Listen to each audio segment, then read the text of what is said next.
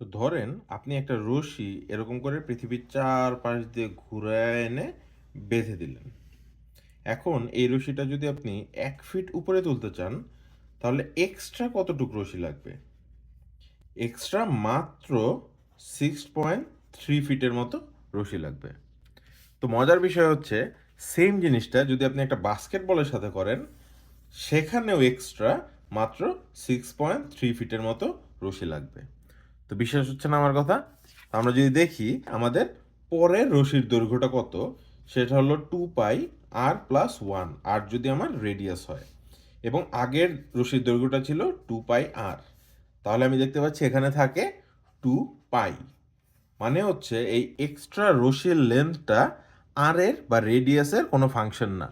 মানে আমার বলটা যতই বড় হোক বা যতই ছোট হোক, এক্সট্রা রশি সেই 2 পাই পরিমাণই লাগবে।